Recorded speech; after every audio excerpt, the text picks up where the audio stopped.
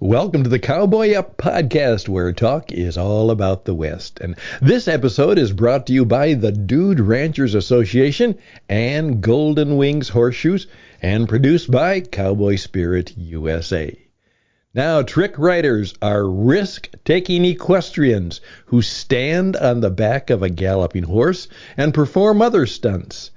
Miko McFarland, a professional trick rider, speaks with Russell and Alan about her fascinating career and her new love, mounted archery.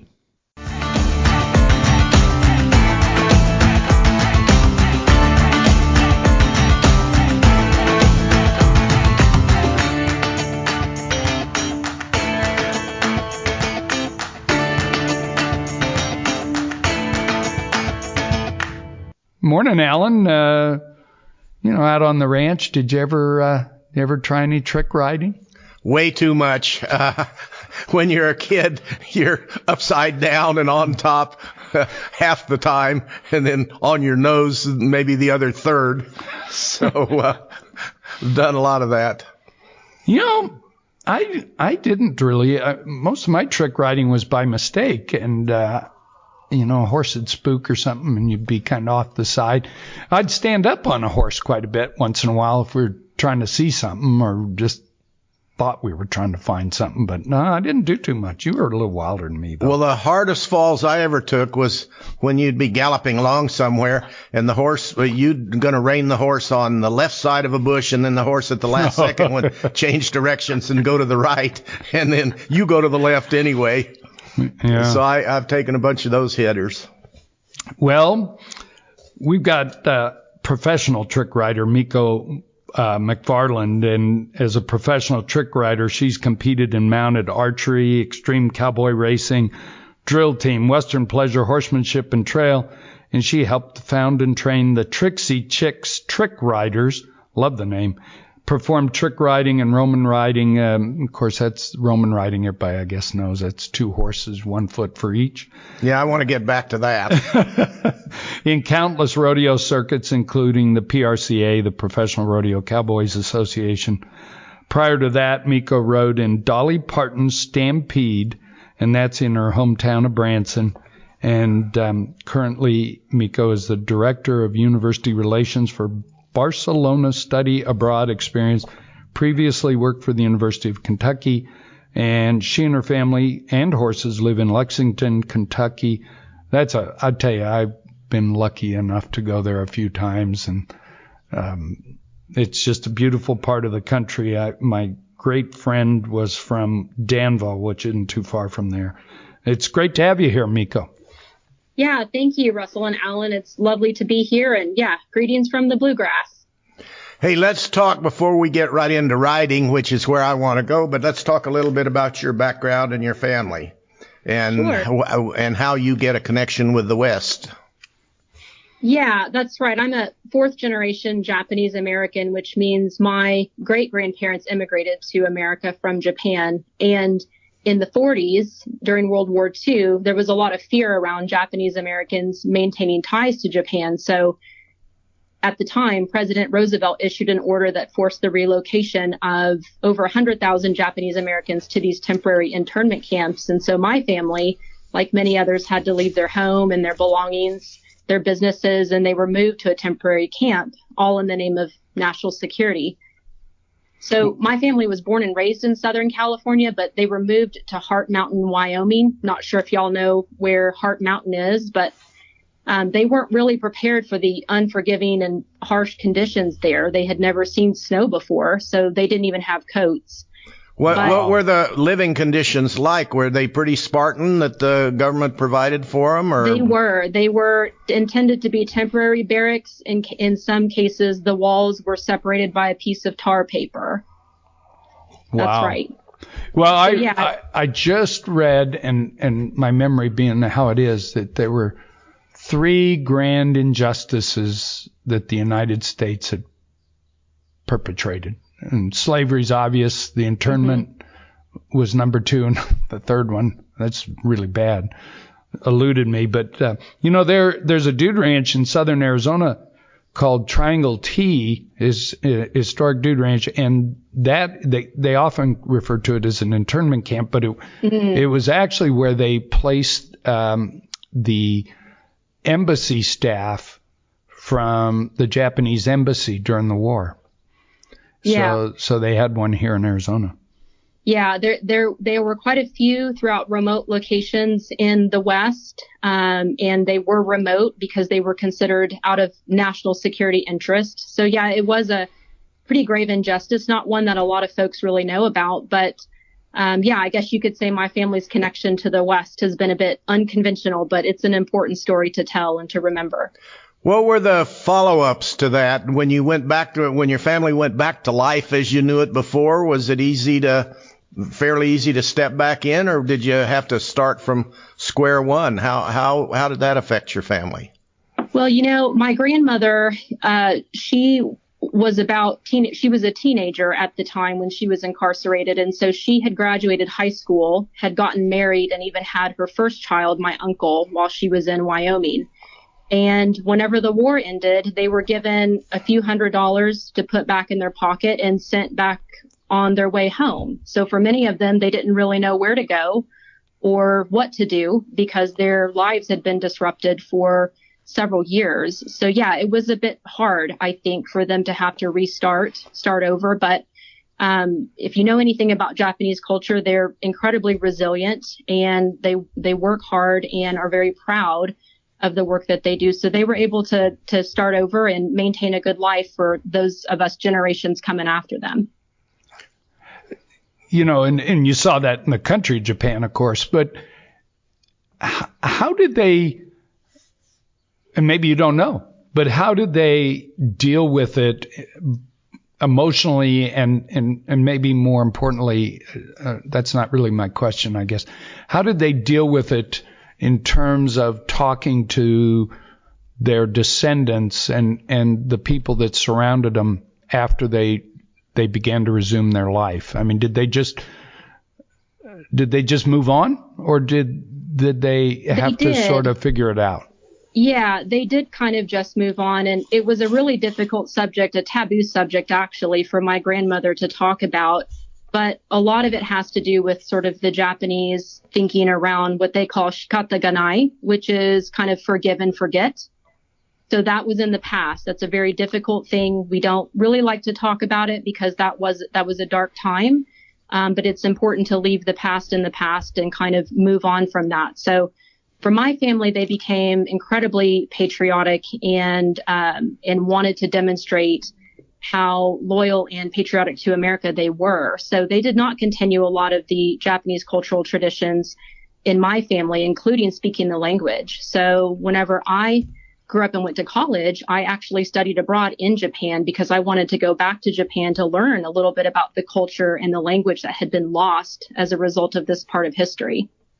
Well, it was a big part of history. I don't want to take away from you, but in my world, we had a German prisoner of war camp right near the ranch. Mm-hmm.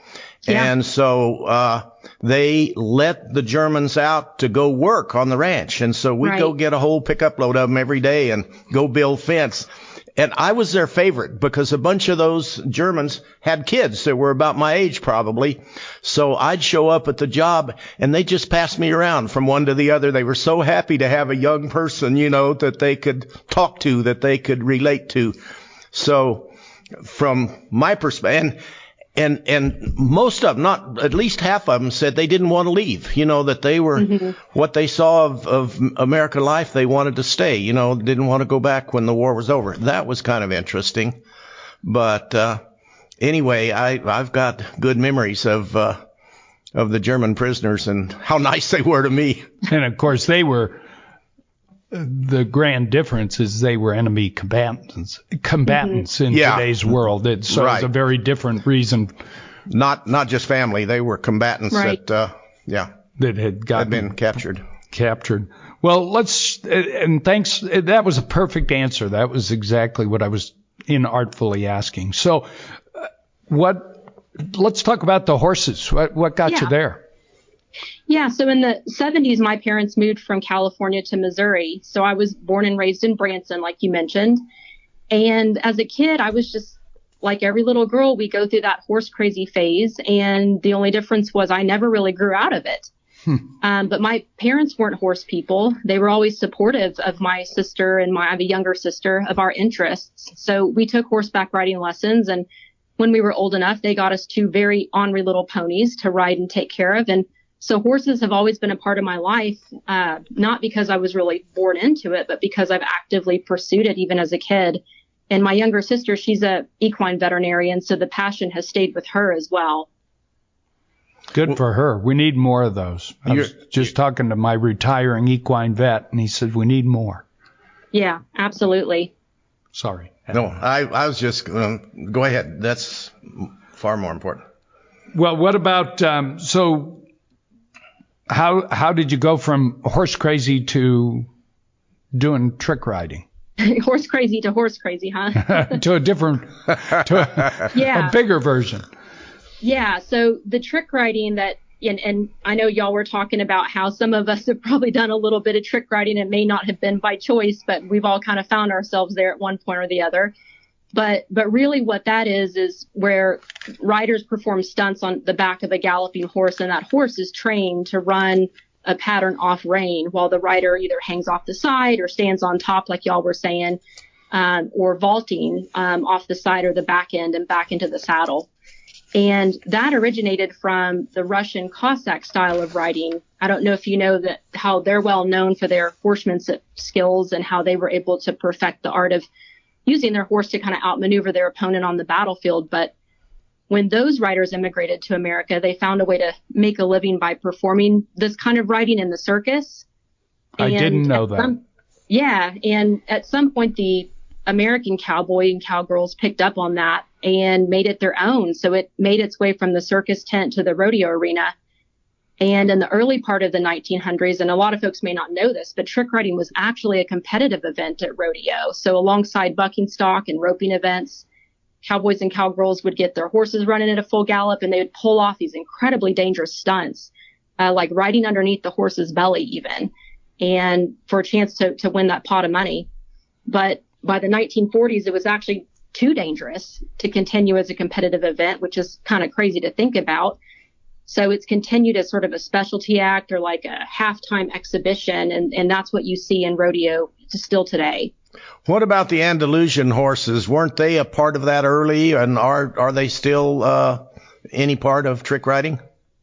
The Andalusians, I don't know about specifically, but I mean, I know there is a famous white horse ranch and folks down in Texas who have a line of white horses that they're really well known for in the rodeo world and in the trick riding and specialty act world. So you don't use any of those horses? I don't. My 2 are paint horses, which I could tell you about as well. Well, can I ask, because I didn't know anything about this Cossack connection, and that's pretty. I know this is turning into a world history lesson. Yeah, no, I mean, I learn every time I do this. So, is my memory, because this triggered a memory? Do I remember one of the trick riding stunts is a Cossack drag? That's right. Yeah, one of them is called a Cossack drag, and that's where you put your right foot in a strap that's actually connected to the girth, the D-ring on the opposite side of the girth, and you hang upside down with your fingertips and your head even dragging in the dirt off the side of the horse. Yeah. That one you have to do just once in a while, I would imagine. Yeah, let's hope that's on purpose if you're going to do that. But it's a really cool trick to see. It can be dangerous because you have to watch your head and make sure that the horse doesn't accidentally hit you with his hooves as you're going around. But it's a really cool trick to see. Yeah, I've seen it, and it just when you said that, it triggered the memory. Where are the Cossacks from? What was their? Do you know, or is just the horse history? I would say around today, Russia and Central Asia is where that style of riding was coming from. Interesting. And you picked yours up through genetics or just interest in horses? How did you get gathered in? Yeah, so I was cast in Dolly Parton's Stampede show, like y'all had mentioned. And that was a dream job for me because I got to ride horses and perform for crowds night after night. And I really wanted to become one of their trick riders. So my parents, once again, very supportive of these interests, helped me get connected with the Harry Vold Rodeo Company out of Colorado. And at the time, they were the go-to instructors for teaching rodeo trick riding. And I learned so much about horse training and horsemanship from Mr. Harry's wife, Karen Vold, and her protege, Linda Schultz. And so I would learn all of this out in Colorado and then take my newly acquired skills back to Branson and perform. And I did that for 4 years and later had the honor of showcasing American trick riding at the World Equestrian Games here in Lexington, Kentucky.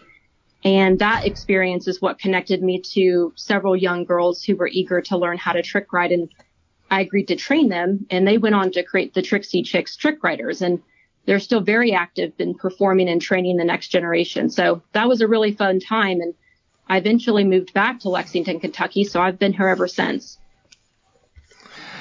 Well, how much of it, this is a dumb question, but how much of it is horse and how much of it is rider? Obviously, it's a partnership. It's a good question. But, yeah. Well, I want to know. I mean, it's a good question. I think do you make the horse look good, or does the horse make you look good? And then I'll finish. Absolutely. Yes and yes. I mean, I think like anything, it is a team effort, right?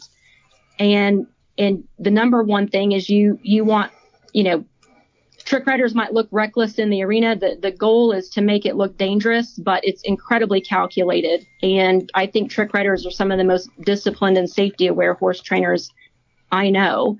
But you have to have a horse that is of sound mind and has had a lot of exposure to a lot of different experiences, because they have to have the confidence to be able to handle themselves and make good decisions, right, in the arena, because they're running off rein while you are strapped somewhere to the side of them and your weight is being distributed very unevenly somewhere on their body. So they've got to be able to hold you in these precarious positions and still run a trained pattern at a consistent pace. And you've got to be able to pull it off seamlessly and effortlessly. So you're a little bit of an illusionist in that way, because you've got to make it look really simple and easy. But in fact, it's incredibly complex and calculated. But that's kind of part of the beauty of the entertainment of it, is people watch that and go, oh, that was so cool. I could probably do that. But really, it takes a lot of training from the horse and a lot of training on the rider to make it look so smooth and so effortless. Talk a minute about communication between the rider and the horse. And as you're performing, and do you have give and take with the horse, and can they adjust to you being out of balance or in balance or whatever? And yeah. How do you communicate with your horse while you're performing? Yeah, absolutely. That's really important, because, you don't have your traditional aids whenever you're trick riding, because your feet or your hands even might be strapped somewhere, or you're holding on to certain straps so that you can get yourself into that particular position, into that particular trick. So you've got to use vocal cues to help your horse know when to pick up speed and at what speed you want them to go at, because they're trained to run this pattern and they know they have to keep a consistent pace in order for you to be able to pull this trick off. It's not going to work if they slow down or speed up, because your body's not going to be able to compensate for that. So it's kind of like water skiing. I don't know if that's a good analogy if y'all have ever done water skiing, but you know how tricky it is to try and get up out of the water as the boat is speeding up, and you've got to steady your body and steady yourself. And it's kind of the same thing. As that horse is taking off and picking up speed around the arena, you've got to kind of get up and over that momentum in order to hold yourself in that trick. And you're talking to your horse the whole time, saying steady, steady, or pick up, whatever you need in order to keep that consistent pace and that consistent pattern, because they're actually pulling you, that centripetal force as they're going around that arena curve is kind of pulling you away from the horse.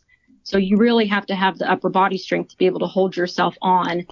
And yeah, it's really impressive to see how effortless today's trick riders can make it look, but it's an incredible feat of physical strength and endurance.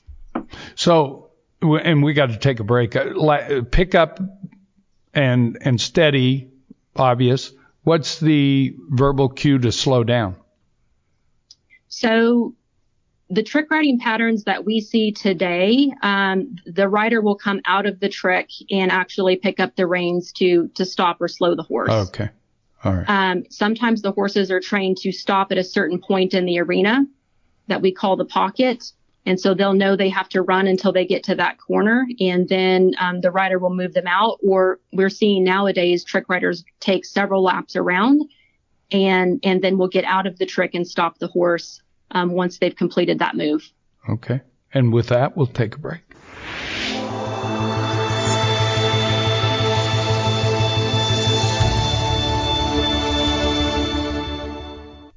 Well, once again, we are so glad that you are tuned in and hopefully occasionally even turned on by the fun we're having with the Cowboy Up podcast. My name is Stan Houston, and I get the privilege of putting this wonderful program together. And so, Russell, not only do we love the audience, but we love the people who make it possible. So, hey, give us a good shout out for the people that we care about, the people at the Dude Ranch Association, and of course, the horseshoe people, because in our world, we only have sponsors we believe in and even use. So go.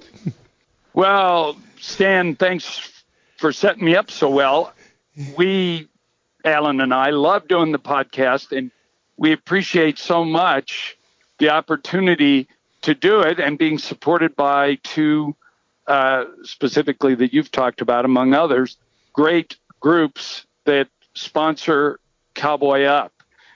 The Dude Ranchers Association is a group that, of course, is the preeminent Dude Ranch Association. It's the only multi-state group. It's almost 100 years old, and it's always held to very high standards. And any ranch that's a member is just automatically attached to high credibility and high standards and just quality. And while those ranches may vary from large resort style ranches to small cattle outfits where you might even be sleeping in the owner's own home and sharing meals with them, they're all have the 6 H's of dude ranching at the core of what they are. And those are horses, hats, hospitality, heritage, heart, and honesty. And I can tell you that the association and its members stick tightly to that. The other, of course, that you mentioned is Golden Wings horseshoes. And this innovative, I mean, there's been a lot of attempts to put plastic shoes on horses and make them work. And it was a great idea that never worked, at least in my experience, until Golden Wings came along. And Fred worked for something like 10 years to make these shoes. Some of our horses are out on the trail as I speak right now, literally only because of Golden Wings horseshoes. And whenever we think that we've got particular types of lamenesses, or even just a horse that needs a bit more comfort, a little more concussion absorption, a little more flexibility in the shoe, because it's plastic, not steel, we go straight to the Golden Wings horseshoes. And of course, as somebody who does some of the shoeing, an unintended benefit is they're easier to put on. So thanks to both the Dude Ranchers Association, what we call the DRA, and Fred at Golden Wings horseshoes. These just one last story on Golden Wings. One of our guests, from hearing about Golden Wings through us, she put them on her cowboy mounted shooting horse. He'd been retired for about 2 years, and she's back competing and winning on that horse because of those shoes. So thank you, DRA and Golden Wings. And thank you, Russell. By the way, we had remember, the first in the world, we think. We actually had a radio program in which you did a horseshoeing job on the radio. Yeah. And it worked. It was kind of fun. And let me tell you, this is Russell has done a lot of horseshoeing in his life, and if it didn't work, remember, if Russell says it, it's true, right? That's for sure. And we would be grateful. We're always wanting good people to sponsor our programs, and so if you would like to be a part, we're going and growing. Russell, we're up to about 8,000 people a week. Aren't we glad about that?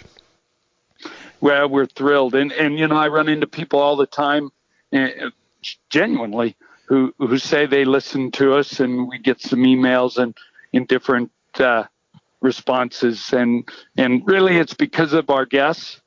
You and Lynn do such a great job getting people who are really interesting, and somehow she finds these people who not only are interesting but are great communicators. So Alan and I just have a great time learning and talking to interesting people, and a lot of the time we just let them run because they've got a lot of interesting stuff to say. Well, what our motto is, kind of run with the horses, and that's what we do.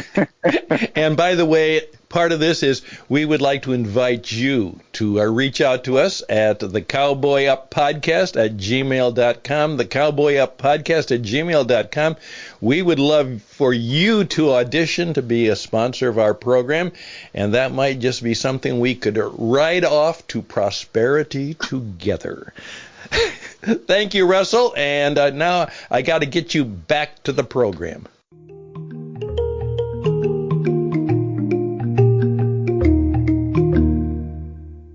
So, Miko, I kind of want to go back. I learned today that trick riding, I always knew it. My friend April Beckley, dude rancher from Cranbrook, BC, she was young. She was a trick rider. But as an exhibition type thing, I didn't know it was competition. I assume it was a judged event then? And what were they judged on? Or do you know? It was 100 years ago. Yeah, it was a bit before my time, but my understanding is that they were judged on execution, difficulty, and probably speed or connection, teamwork with the horse.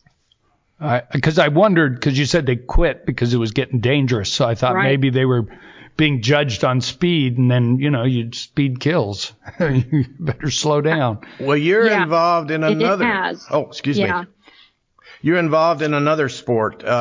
You want to open up on that? The archery? Yeah. The archery. That's right.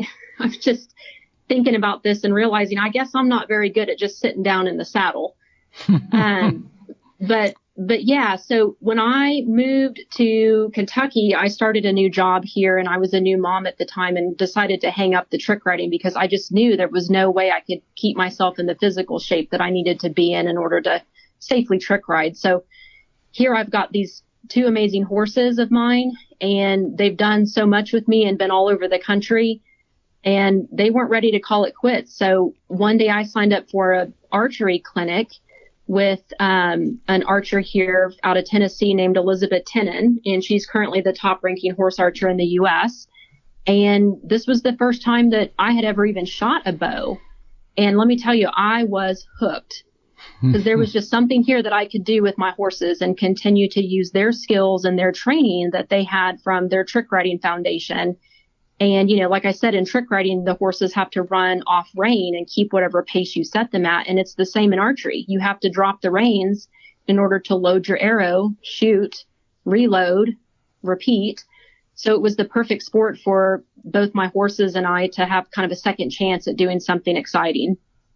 So you've pretty well gone forward with that in your performing. I have. Yeah, I really have. So there's different types of archery courses. There's a straight track, which is a 90-meter run. And then they also have hunt courses, which is more of an open field that kind of simulates an actual hunt in the woods. And yeah, I mean, it's a competition where you get target points and you get speed points. So if you're on a slow horse, you better be a good shot. If you're on a faster horse, you can kind of get away with some of that, but you have to be a good loader. Would you rather have a slow horse and hit your targets or a fast horse and be done? Well, thankfully for me, I've got one of each. I've got two paint horses, and the best way to kind of describe what they look like is they both look like Hidalgo. And I acquired Bandit as an unbroke colt when I was trick riding at the Stampede, and several horses from his bloodline were successful trick riding horses. So I knew he had the potential to be a good trick riding horse one day. And I tell you what, he has just been my ride or die. I mean, no matter what I ask of him, he does his job and he puts his heart and soul into everything that he does. And he's the one where I've done drill team, extreme cowboy racing, you name it. And he was a trick riding rock star in the rodeo arena, and he carried a lot of the Trixie Chicks in performances, and he's fiercely competitive on the archery track. And so he's amazing. He's fast, and I have to load fast, but I can tell he's living his best life going down that track because that's what he's trained to do. And then my other horse, Diego, and we've all had horses like this. He's the sweetest soul on four hooves, but I tell you what, he's got about the motivation of a potato.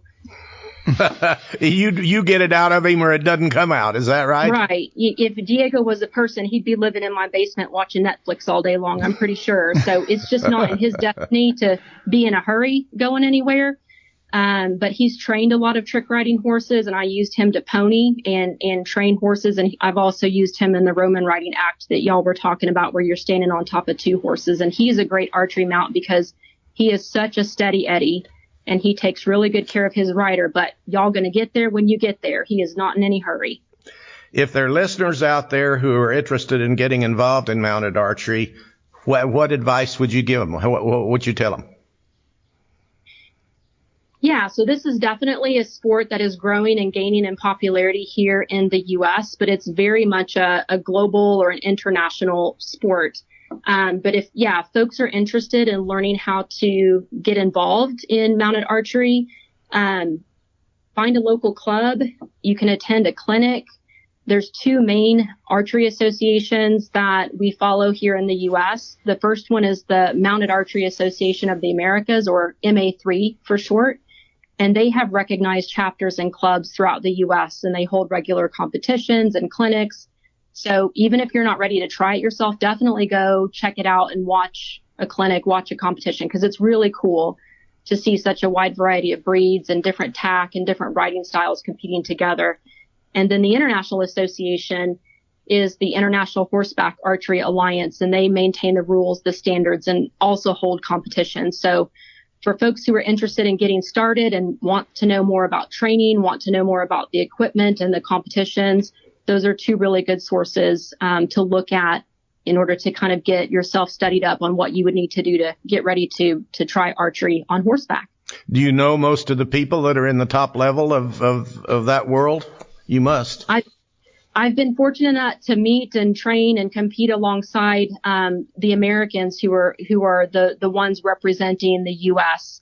in the world competitions, and it's just they're incredibly impressive to watch the harmony and the teamwork that happens between horse and rider. Because, like I said, I was not an archer before I started this sport, and it's something that I have learned only through the sport of horseback archery. But I've learned so much from folks who do come from an archery background, and it is considered to be a martial art because there are origins from Asia, there are breeding techniques, there are philosophies and training styles that are very specific to how to be the best mounted archer in the world. And let me tell you, it is a really cool and deadly looking weapon to watch a horse galloping down that track while somebody is firing arrows. I mean, you could only imagine what that would have been like on the battlefield if you saw that coming at you. How many arrows in one run? How many arrows can you load and shoot? That's probably not a qualifier, but what would typically be 4 or 5 shots in a Yeah, it just kind of depends on the speed of your horse. And so you have to strategize that. Bandit doesn't give me much time. He'll run 90 meters in about 9 seconds. So I feel lucky if I can get three shots off in 9 seconds. That's 3 seconds a shot then. That's 3 seconds a shot. That's wow. Right. And a horse like Diego is going to give you a little bit more time. So you could probably do 4 or 5. But the best horse archer I would say in the world right now is Mihai Koshme out of Finland. So if y'all are looking to look at some cool YouTube videos, definitely check out Living Arrow Archery because he's a machine on horseback. It's really incredible to watch. And that's livingarchery.com? Living Arrow Archery. Living Arrow Archery. So I've seen quite a bit of cowboy mounted shooting where they're shooting they're killing balloons with black powder basically, and they've got a gun and it's loaded and they shoot it. Right. loading's done before you get on, and they may flip guns, and so. But you've got a whole different challenge. It's kind of interesting if you think about it. On horseback, it's going to be a lot bigger challenge to get another arrow in that bow. Describe how that works. I mean, where's the quiver? How are you pulling that? I mean, on a 9-second horse, you're getting 3 shots off. Right. How do you do it? Yeah. It depends on the course. They're going to have different rules. So you have to kind of know what to expect, but you can carry a quiver in several areas. You can have one on your hip, or you can have one on your back. There's kind of specific rules about what kind of quivers you can carry. And in some instances, you can carry some arrows in your bow hand, but again, it just kind of depends on the track. So yeah, you've got to be able to strategize when you're going to shoot at your targets and how you're going to load your arrows. And you have to be able to load without looking at your hands, because your horse is the one responsible for carrying you down the track in a straight line. You are responsible for loading and following the targets and shooting at the targets. So you have to be thinking about the next target as you're shooting the one that you're working on now, because you know you've got to load your arrow and be ready, set up for the next one. So it's a highly technical kind of mind game, which I really enjoy, because it kind of helps me engage some of the same techniques and memory muscles that I would have in trick riding. But you have to be able to kind of ride in 2-point, which is kind of sitting up and out of the saddle, so that you are holding your upper body steady enough to be able to load and shoot without the bumpiness of the horse kind of impeding in your ability to aim properly. We've sure never interviewed anybody with the qualifications you have. Are there a lot of people out there, or are you pretty unique? With the horseback archery, like I was saying, it's gaining popularity here in the U.S. It is, pretty well known in other countries around the world, but I'm so glad to see that it's gaining popularity here in the U.S. So, yeah, I would say there's quite a few folks who are involved in different chapters and clubs around the country, but we'd obviously love to see more people get involved, young people, even retired folks. If your horse is fast, if your horse is slow, it doesn't matter what breed you have or what discipline you come from, or even really the tack that you use. Everybody is different. And that's what I really like about the sport, is it brings such a unique mix of folks together who are competing alongside each other. And I've been able to learn from so many different techniques and so many different styles of riding, because people come from dressage or jumping or endurance or Western like me, and we get to exchange ideas and techniques and equipment, and it's just a really cool mix of folks. So if you like the idea of being around a very different group of people who are coming from all walks of life with all breeds of horse, this is a really cool sport that brings everyone together. Is there one area in the country where that pretty well congregates, and there's a lot of people that enjoy that, or are all performers from everywhere? Oh gosh, I'd say it's probably everywhere. I'm situated here in Kentucky, and there's definitely competitions around the Tennessee, Virginia, Alabama, Ohio, Michigan area. We've got quite a few folks out west who have active clubs and chapters in California, in Arizona, and so forth. So yeah, I would say it's pretty spread out. Yeah, I didn't even know it existed, so I'm exposing ignorance after ignorance today. But I'm interested. It's in Arizona. Is there? You mentioned 2 different associations. How would, if somebody wants to go, just see it and then maybe engage? Where would they? Because it sounds like it's pretty available. Somebody could have a nice slow horse and get off a few more shots, and somebody else could speed through and do it differently. So how would somebody find out where to go see one of these? Yeah, I would definitely point them back to those associations. So the Mounted Archery Association of the Americas, MA3, I think their website is kept really well up to date with upcoming events, clinics, and competitions. And then the International Horseback Archery Alliance, that IHAA, would have more globally focused competitions and rankings and things like that. So yeah, if folks are interested in trying it or even just wanting to go see it, definitely check on those websites to see what events are coming up near you. And yeah, I always encourage people to check it out. They can start at a walk. So, obviously you have to work up to a gallop or to a canter.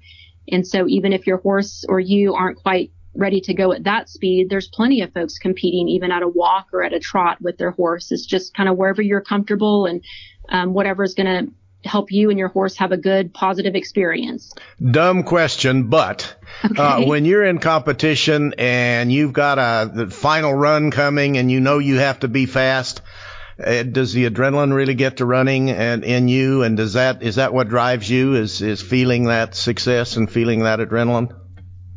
That's a good question.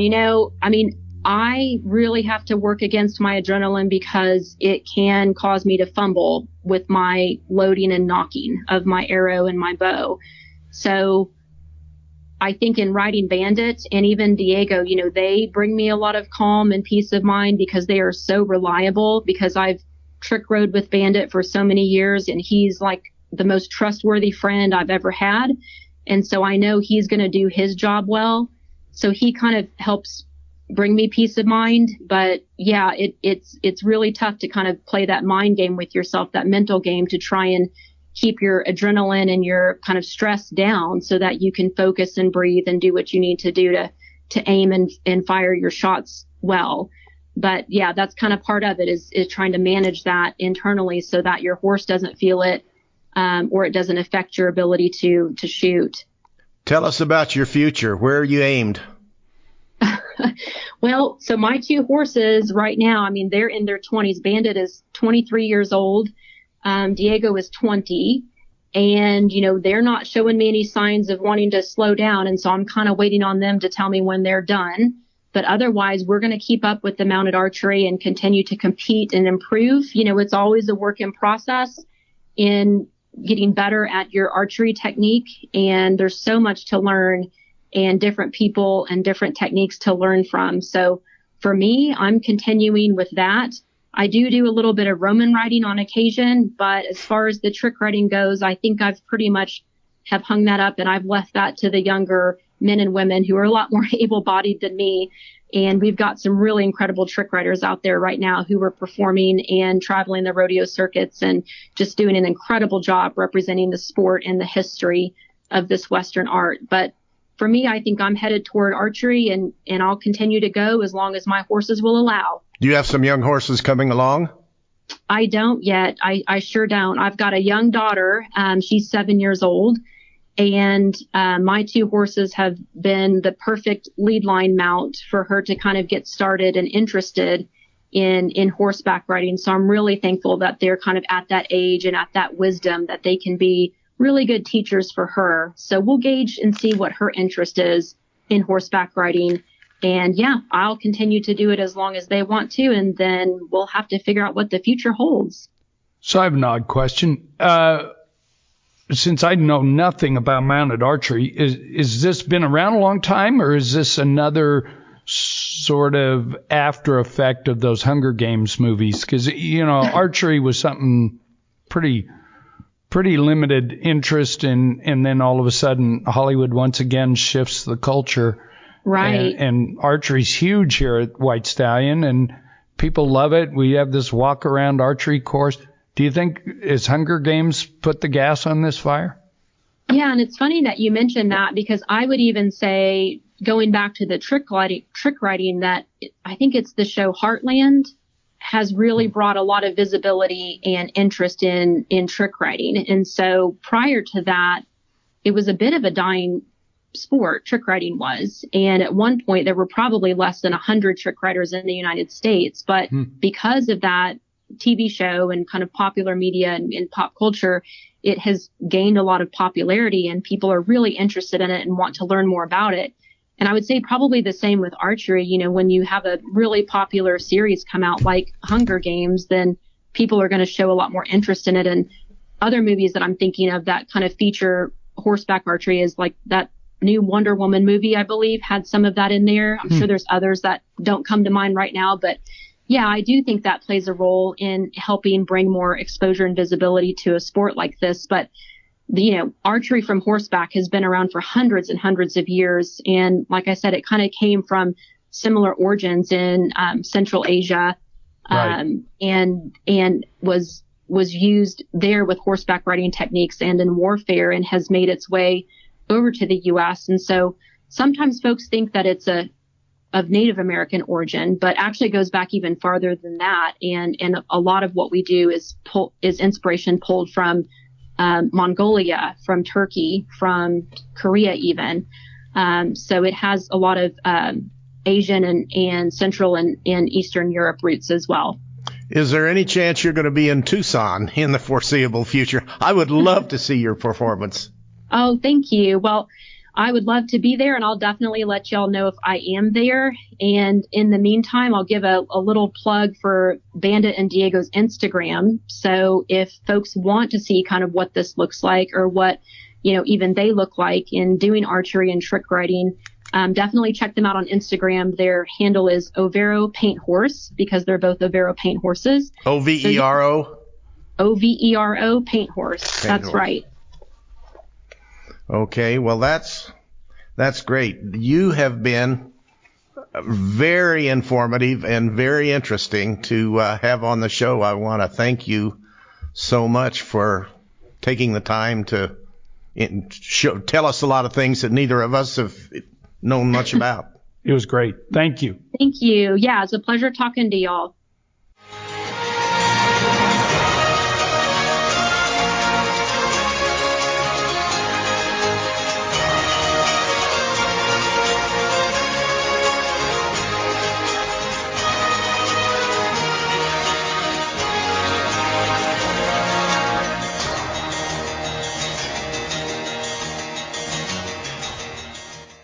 Alan, I was struck by something that was sort of was at the beginning and sort of incidental to the whole story, and that was Miko's connection to the West, which was, of course, involuntary, and was the internment experience that America's embarrassed about, should be.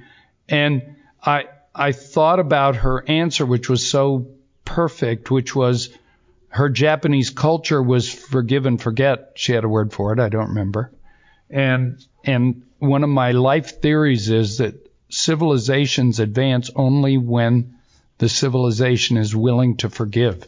And I don't think they always have to forget. You should remember history.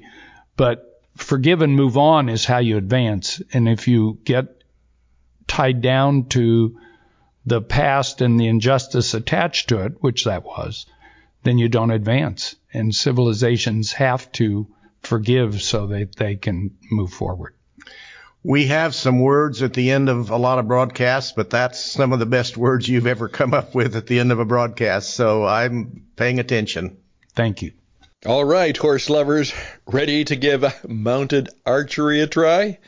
And again, thanks to the Dude Ranchers Association and Golden Wings Horseshoes for their sponsorship. We appreciate it. And historian Bill Markley joins us next week to talk Western history. Did Butch Cassidy really die in Bolivia? Well, you need to tune in to find out. Until then, standing in for Lynn Wheezy Sneed, she'll be back next week, and reminding you, as always, to stand tall and ride safe.